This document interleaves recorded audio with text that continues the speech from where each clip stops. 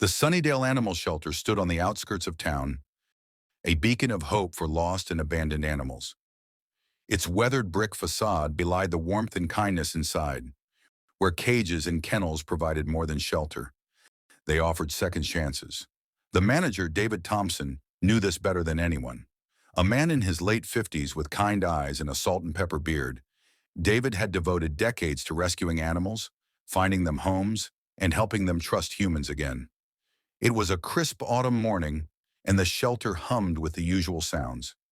Dogs barking, cats meowing, and volunteers going about their duties. David arrived early as usual, his thermos of coffee in hand, ready for another day. He didn't yet know that the arrival of two very special animals would change everything. Just after lunch, a battered old pickup truck rattled into the shelter's parking lot. David watched curiously through the office window as a middle-aged woman stepped out. Her face was lined with exhaustion and worry, her graying hair pulled into a messy bun. In her arms, she clutched a small, trembling bundle of fur, a puppy, while a cat carrier dangled from her other hand. She walked toward the shelter entrance with hurried steps, her arms visibly straining from the weight of the carrier. David stood to greet her as she entered. "Welcome to Sunnydale Animal Shelter," he said warmly. "I'm David, the manager. How can I help you today?" The woman's eyes darted nervously around the bright, clean reception area before settling on David's. "My name is Ellen," she said quietly, her voice tinged with guilt. I need to leave these animals here. I can't keep them anymore." David's heart sank. He'd heard these words too many times before. "I see," he said softly. "Can you tell me about them? Their names, ages, anything you can share?" Ellen looked down at the little puppy in her arms, and tears filled her eyes. "This is Maxie," she whispered, stroking the tiny golden head. "He's only 4 months old." Her voice trembled as she gestured to the carrier. "And this is Millie. She's a white house cat, about 8 years old." From the carrier came a soft meow, as if Millie could sense the tension. Maxie whimpered, his little body shaking. David noticed how the puppy seemed to cling to Ellen, his big brown eyes pleading for reassurance. "They seem very close," David observed. "Are they from the same household?" Ellen nodded, her lips pressed tightly together. "Yes, I found them together. They've been through a lot." She paused as though debating whether to say more, then shook her head. "They need a safe place. I heard this shelter is the best around." David smiled gently. "We do our best here. Don't worry. We'll take good care of them. Can you fill out some paperwork? It'll help us better understand what they need." While Ellen filled out the necessary forms, David gently took Maxie from her arms. The puppy's soft fur was matted and dirty, his ribs faintly visible through his golden coat. David set him down on the examination table, and Maxie immediately let out a heart-wrenching cry, high-pitched, desperate, like a child's sob. Suddenly, there was a frantic noise from the cat carrier. David opened it, expecting the cat to bolt or hiss in fear. Instead, Millie, a striking white feline with piercing green eyes, stepped out calmly and made a beeline for Maxie. To David's astonishment, Millie pressed her body against the crying puppy and wrapped a paw around him in a clear, protective embrace. Maxie's cries softened into quiet whimpers, his tiny face buried in Millie's fur. David stared in disbelief. He had spent years in animal welfare, witnessing countless unique behaviors. But this was different. Millie wasn't just comforting Maxie, she was shielding him, as though she alone could protect him from the world. "They're always like this," Ellen said softly, watching the two animals. "Millie never leaves Maxie's side. It's like she knows he needs her." David's brows furrowed. "That's incredible," he murmured, his heart aching for the pair. They must have been through something very difficult to form such a bond. Ellen didn't respond. Instead, she handed David the completed paperwork and a small envelope. "There's some money in here," she said quickly. "It's not much, but it should help with their care for a little while. I'll come back to visit them when I can." Before David could say more, Ellen turned and hurried out of the shelter, her footsteps echoing in the quiet room. David watched her leave, feeling a strange mix of sadness and confusion. He looked back at the pair on the table. Maxie still clung to Millie, who licked the puppy's head soothingly. "Well, little ones," David said softly, reaching out to scratch Millie behind the ears. "You're safe now. Welcome to Sunnydale." The next few days proved to be a challenge. David and his team worked to make Maxie and Millie as comfortable as possible. They were placed together in a spacious kennel filled with soft blankets, food, water, and toys. But while Millie settled in quickly, Maxie continued to whimper and cry, long, sad sounds that echoed through the shelter. Millie remained glued to his side, a steadfast protector, nuzzling him whenever he cried, as if to remind him he wasn't alone. "Poor little guy," muttered Janine, one of the volunteers, as she watched from outside the kennel. "He looks terrified." "He's been through something," David replied, observing the pair closely. "They both have, but we'll figure out how to help them." What puzzled David most was how Maxie and Millie interacted, or rather, how they didn't interact with anyone or anything else. Most animals at the shelter were eager for attention, wagging their tails or meowing for affection. But both of them don't interact with anything, not with anyone. The sun hung low in the afternoon sky, its warm golden light casting long shadows across the shelter's concrete floors. Inside, the air buzzed faintly with the hum of fluorescent lights and the occasional bark or meow. David sat at his desk, flipping through paperwork, but his mind wasn't on his tasks. It had been weeks since Maxie and Millie arrived at the shelter. Since then, the two had become something of a mystery.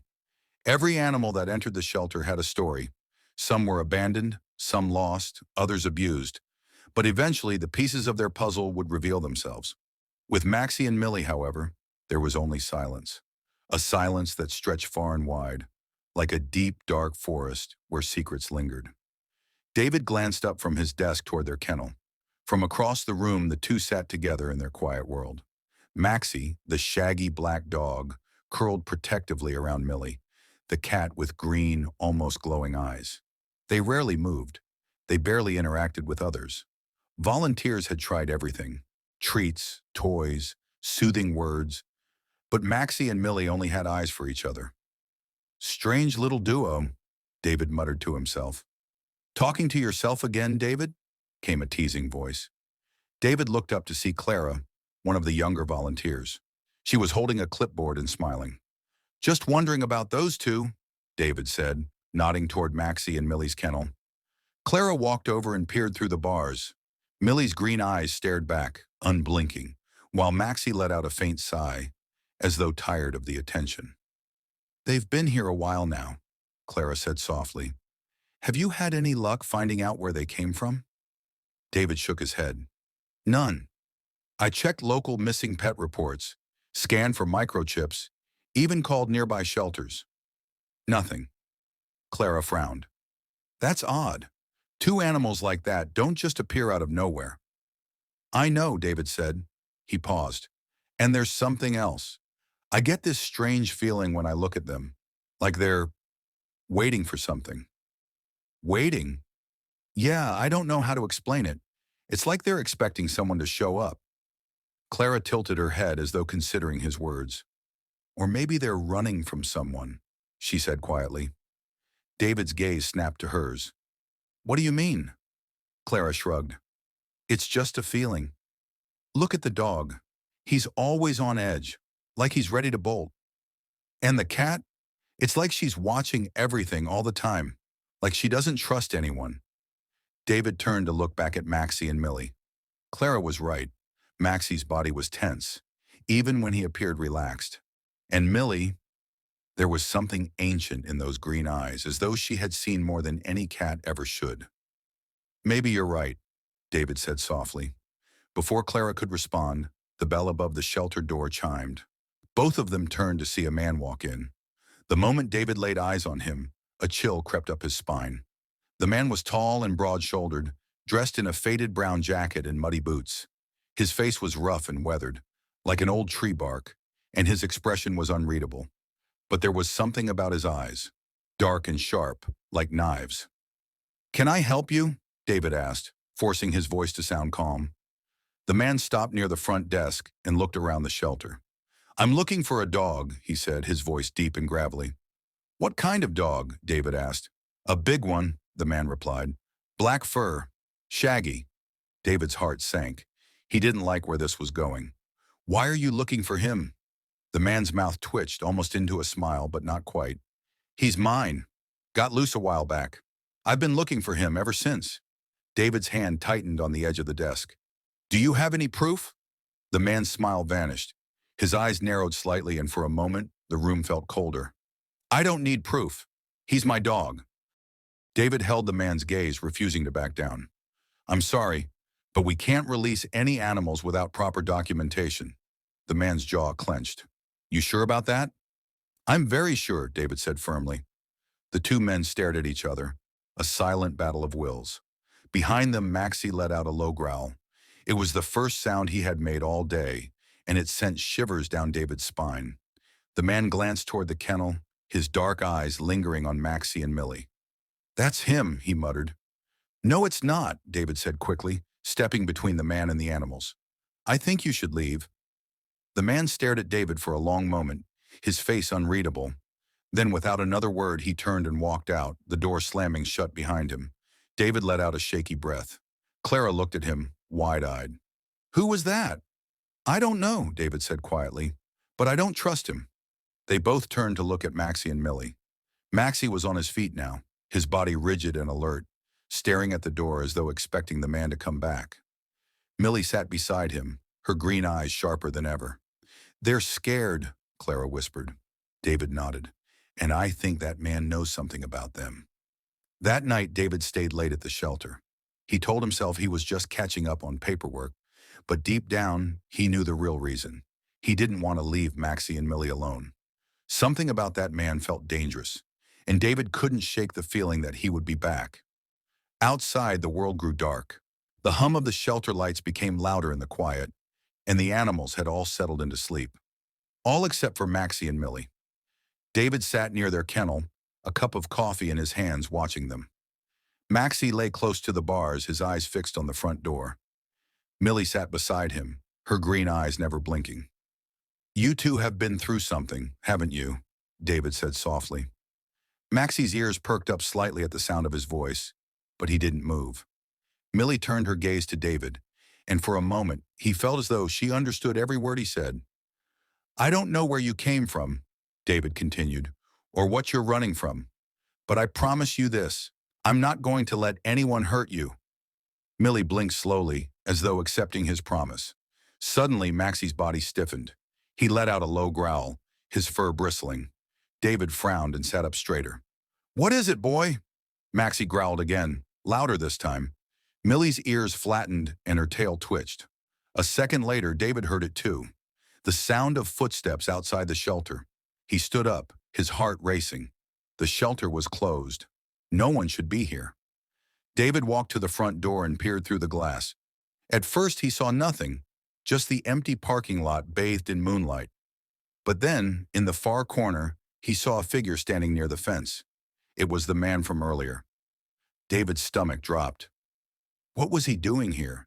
He watched as the man pulled something from his pocket, a flashlight, and began scanning the area. Is he looking for a way in? David muttered to himself.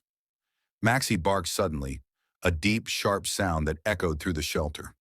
The man turned toward the noise, his face illuminated by the beam of his flashlight. David stepped back quickly, not wanting to be seen. Okay, David whispered. This isn't good. He grabbed his phone and dialed the police. As he waited for someone to answer, he glanced back at Maxie and Millie. Maxie was standing now, his body pressed against the kennel door. Millie sat perfectly still, her eyes glowing in the dark. I won't let him take you, David said, more to himself than to them. The police arrived 15 minutes later, but by then, the man was gone. They checked the perimeter, found nothing unusual, and told David to keep an eye out. If he comes back, call us again, one of the officers said before leaving. David nodded, though he didn't feel reassured. He had a bad feeling that this wasn't over. As he locked up the shelter for the night, he took one last look at Maxie and Millie.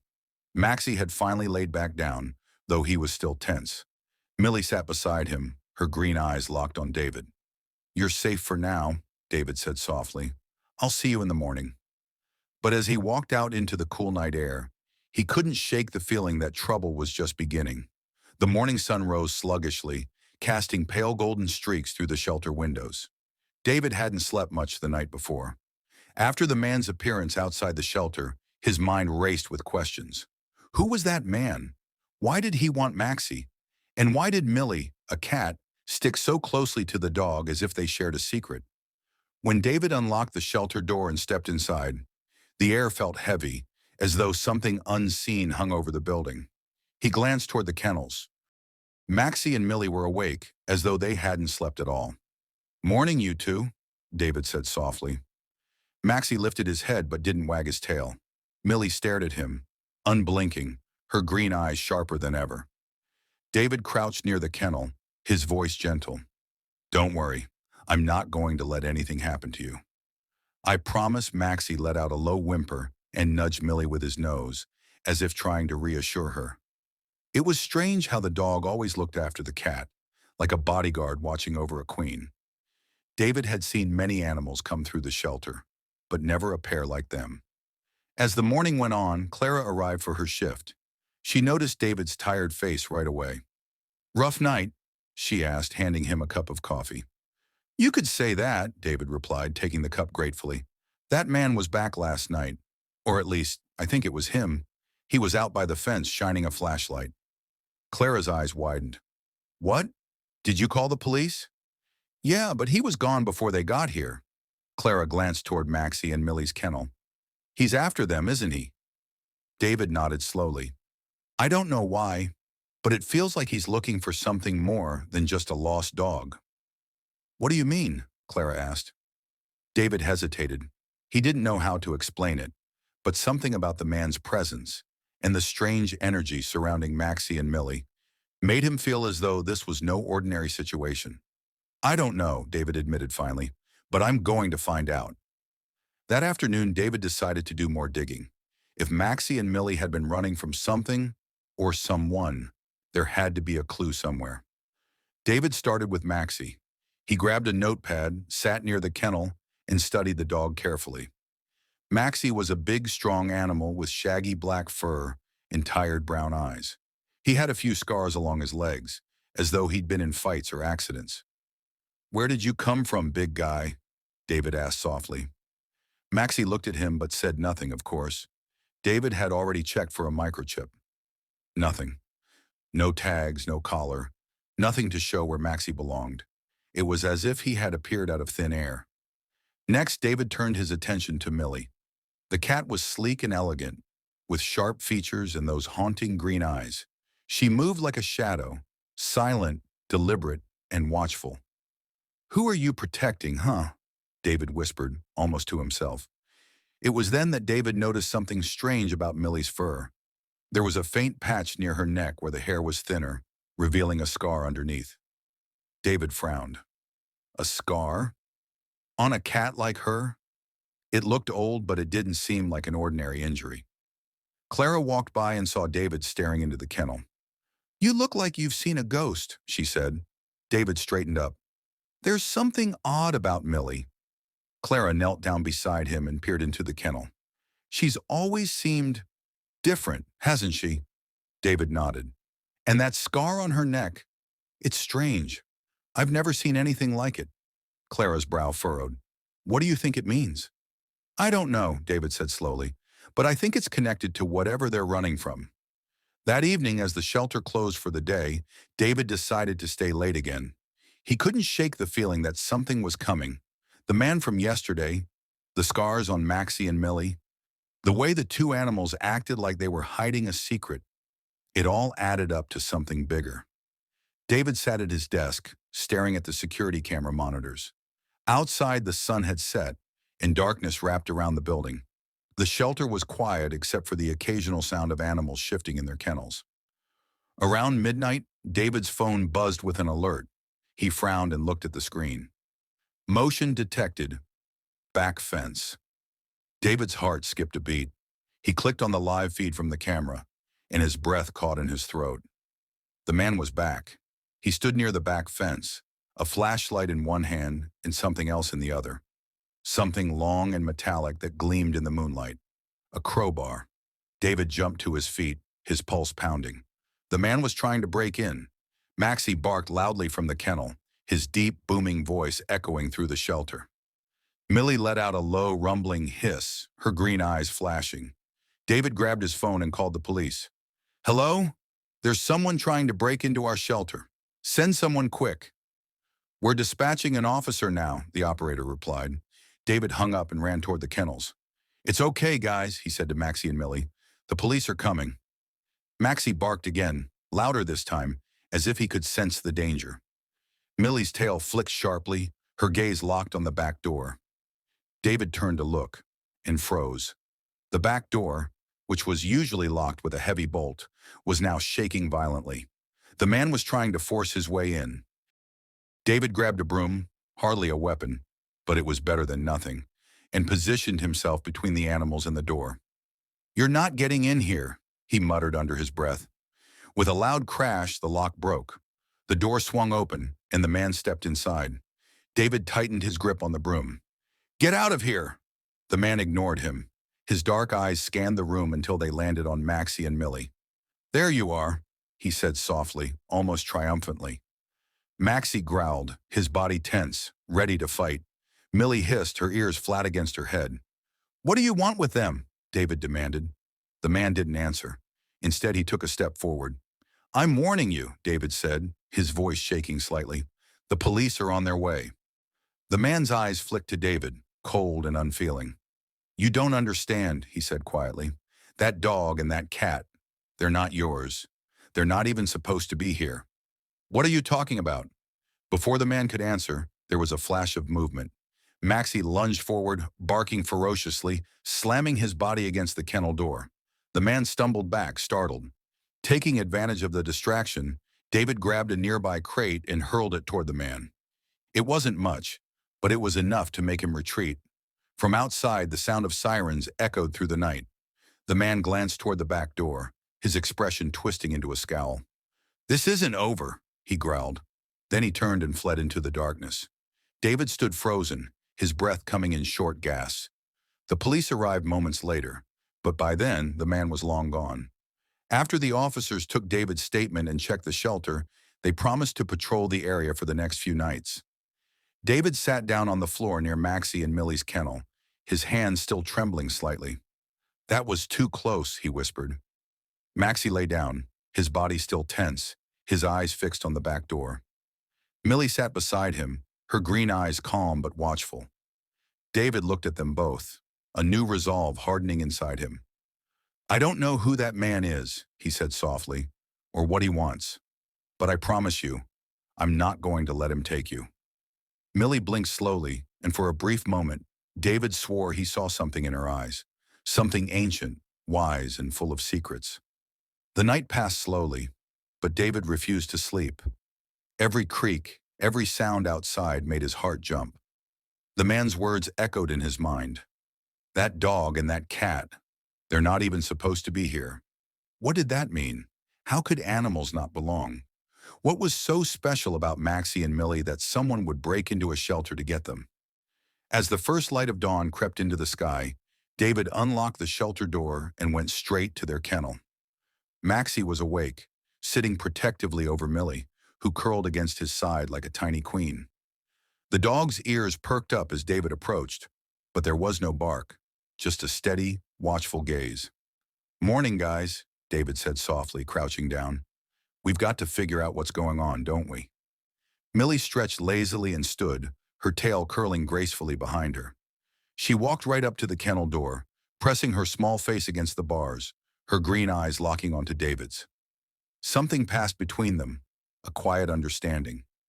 By mid-morning, Clara was back. David told her everything that had happened the night before. She listened, her face a mixture of shock and curiosity. "Are you sure he said they weren't supposed to be here?" she asked. "Yeah. It was weird, Clara. Like I don't know. Like they're not ordinary animals." Clara frowned and glanced at the pair. Maxie lay calmly, but Millie stared back at her, unblinking. "It sounds crazy." David grabbed a notepad off the desk. "Crazy or not, I think it's time we dig deeper. Someone out there wants them, badly, and it's our job to figure out why." He flipped open the notepad to the few clues they already had. 1. Maxie, a large, scarred black dog with no collar or chip, protects Millie. 2. Millie, a small black cat with a strange scar on her neck, seems to lead the pair. 3. The man, knows them, wants them, and believes they don't belong. Clara sighed. So where do we even start? David leaned back in his chair. We need to figure out where they came from. Animals don't just appear out of nowhere. Someone must have seen them. Maybe we could post about them, Clara suggested. See if anyone knows something. David hesitated. That man is watching. If we post about Maxie and Millie, we could be leading him right to them. Clara bit her lip. Then what do we do?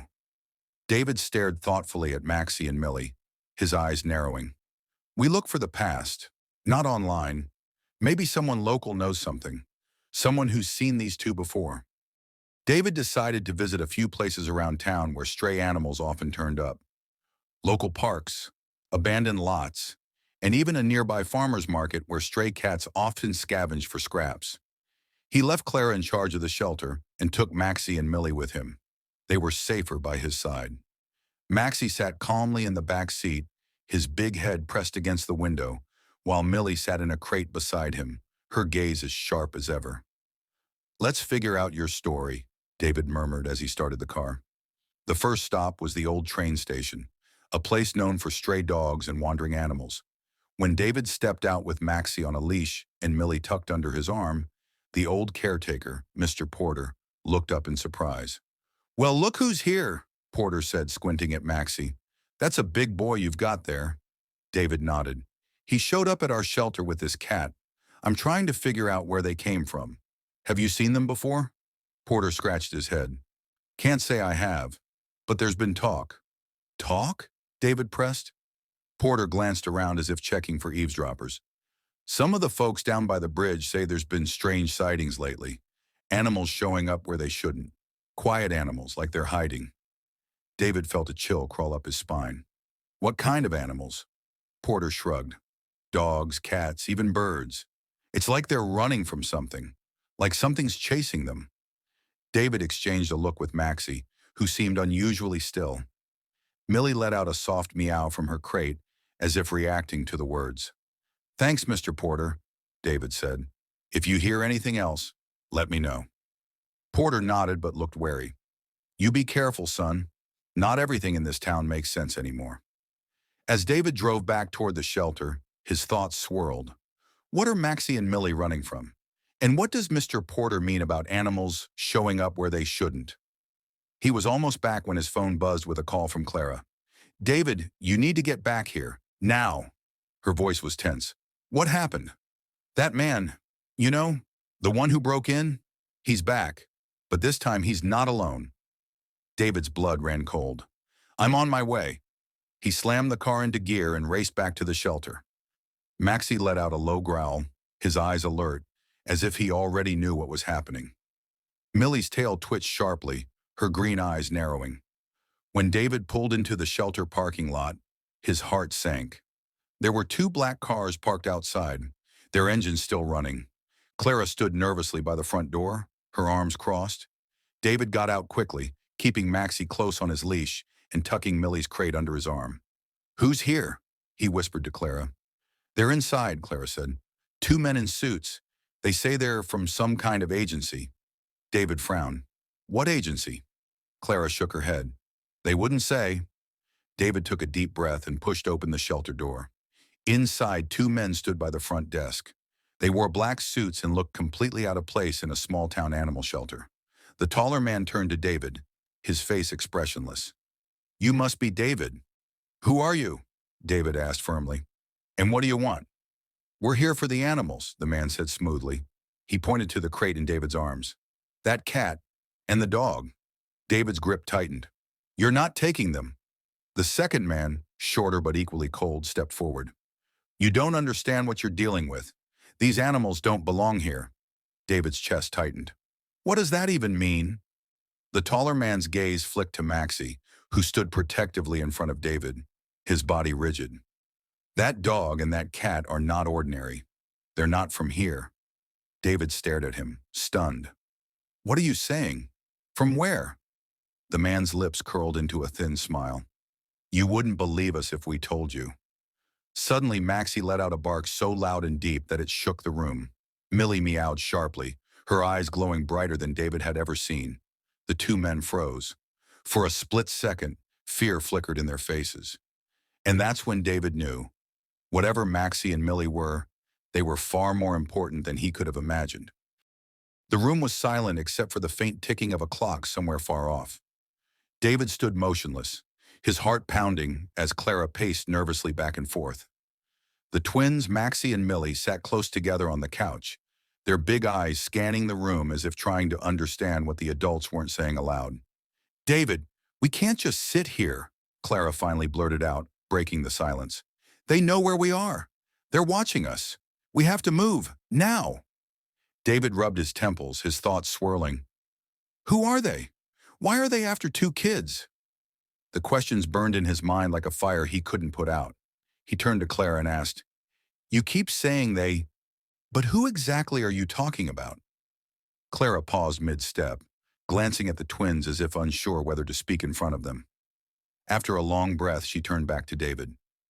It's not what you think, she said quietly. This isn't just about two kids who got lost, David. There's more to Maxie and Millie than you realize. David frowned. What do you mean more? They're just kids. Are they? Clara replied, her voice barely a whisper. David glanced at the twins.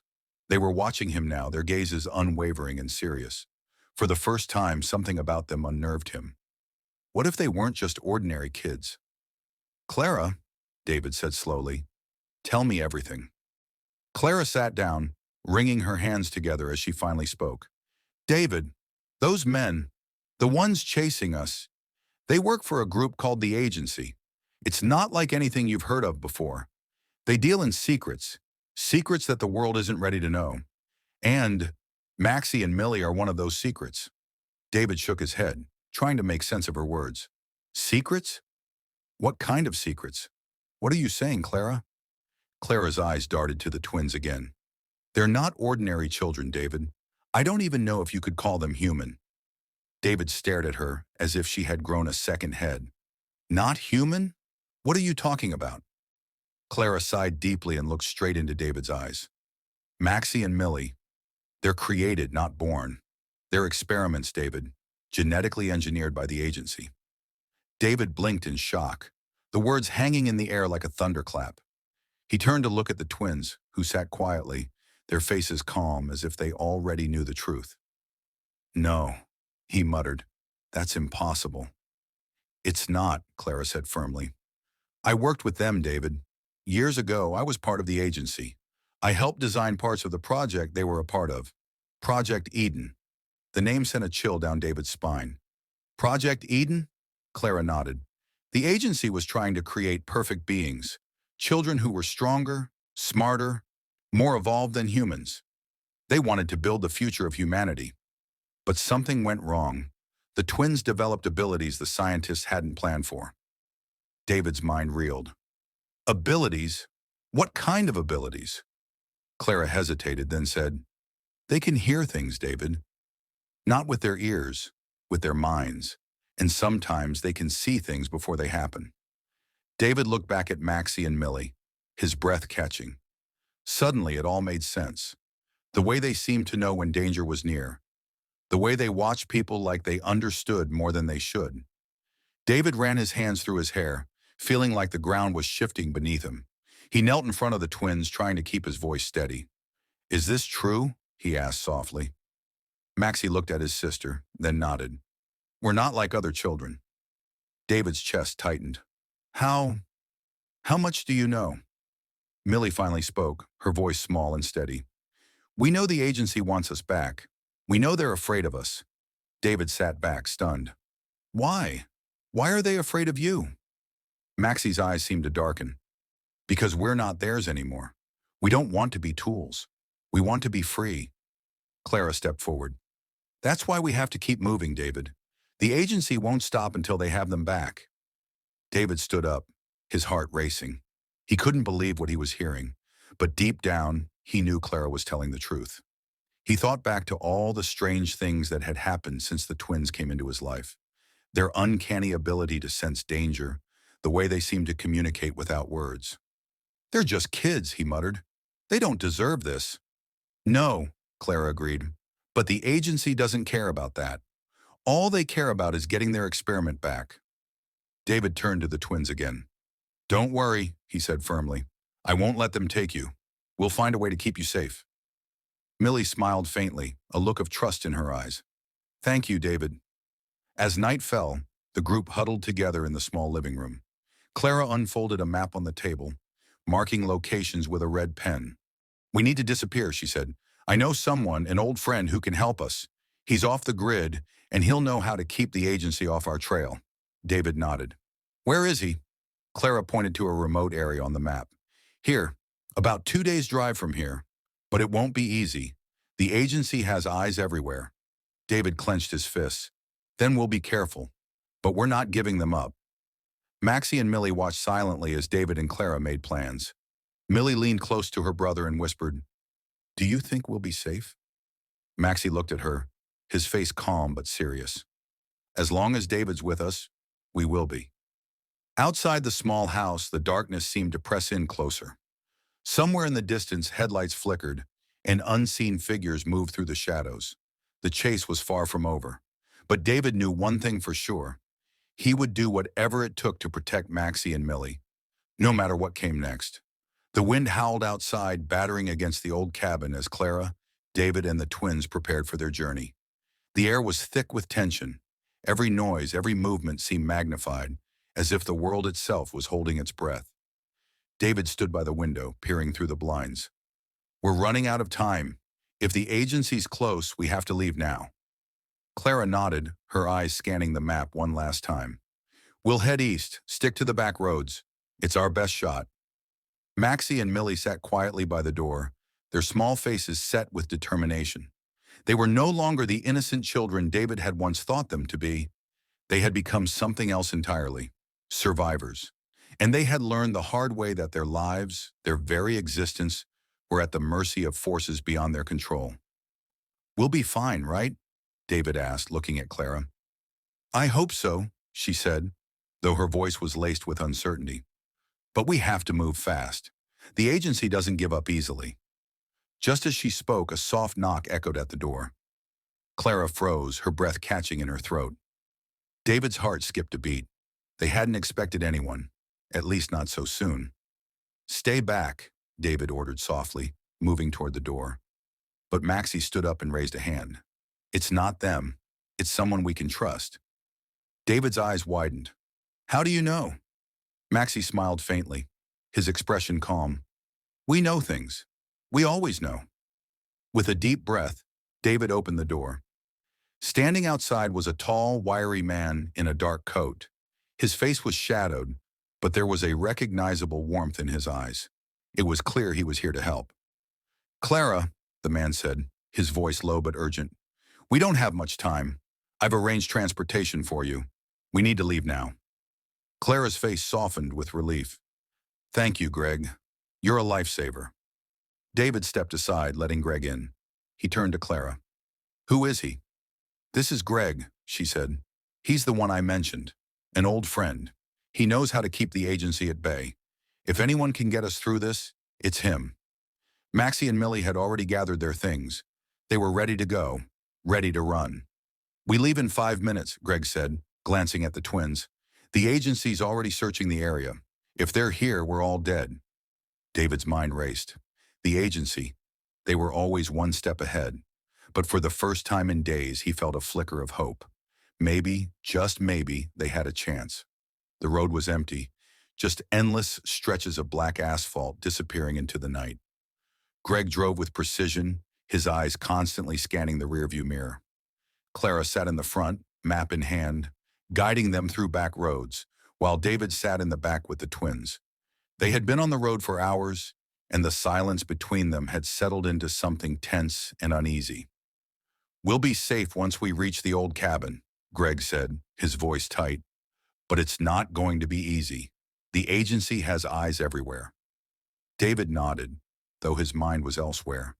He kept thinking about the twins. The things Clara had said about them haunted him. How they were created, not born. How they had abilities no one should have. And yet, despite everything, they were just children, but children of an unimaginable secret. "Are we really safe, Greg?" David asked, breaking the silence. Greg's eyes darted briefly to the rearview mirror before he answered. "I'll do everything I can, but the agency doesn't just give up. You'll need to be careful, all of you. Stay low, stay quiet." Maxie turned to David. "We can help, you know." David looked at him, confused. "What do you mean?" Millie spoke, her voice quiet but filled with certainty. "We can hear them. We can feel where they are." David's heart skipped a beat. He turned to Clara, who was watching the twins carefully. "It's true," Clara said. "Their abilities are beyond what we thought possible." Maxie closed his eyes for a moment, his face pale, as if concentrating. Suddenly, his eyes snapped open. "They're behind us! 5 cars!" David's blood ran cold. "What?" Greg's hand gripped the steering wheel tighter. "We're not alone." Without warning, Greg slammed the accelerator to the floor. The car shot forward, speeding down the dark highway. David's heart raced as he glanced back. The headlights of the pursuing cars were growing closer. "We need to lose them," Greg said through clenched teeth. "Hold on!" Maxie and Millie both closed their eyes. It was as if they were in tune with something David couldn't understand. Then just as suddenly, Maxie spoke again. "They're slowing down. They're confused." David looked back to see the cars behind them falter. "What did you do?" "We just told them to," Maxie said with a shrug, as if it were no big deal. David didn't have time to question it. They were running out of time, and the agency wouldn't stop. By the time they reached the cabin, it was dawn. The world outside was bathed in the soft light of the rising sun, but inside the air was thick with fear. They had made it, but David knew the fight was far from over. "We're safe for now," Greg said, his voice weary, "but this is just a temporary hiding place. They'll be here soon." Clara nodded. "How long do we have?" "Hours, maybe less. But there's something you should know," Greg said, his voice heavy with concern. "There's a chance they've been tracking us the whole time. If we stay here too long, we won't just be running from them. They'll be hunting us." David turned to Clara, his eyes filled with questions. "What do we do now?" Clara looked at Maxie and Millie, her expression softening. "We fight. We can't run forever." David's heart pounded. They had no choice. The agency wouldn't stop coming until they had what they wanted. But David had already made up his mind. "We're not running anymore," he said, his voice steady. "We're going to end this." Maxie and Millie stepped forward, their expressions resolute. "We'll help," Maxie said simply. The twins had grown stronger. They had learned to control their powers, to use them in ways that had once seemed impossible. And now, with the knowledge that they weren't alone in this fight, they were ready to face whatever came next. As the sun rose higher, casting long shadows over the cabin, David felt something shift inside him. This wasn't just about protecting the twins anymore. This was about stopping the agency, about putting an end to their twisted experiments once and for all, and he would do whatever it took to make sure they never hurt anyone again. Hope you enjoyed this story. If you want us to make a second part of this story, kindly comment us down below.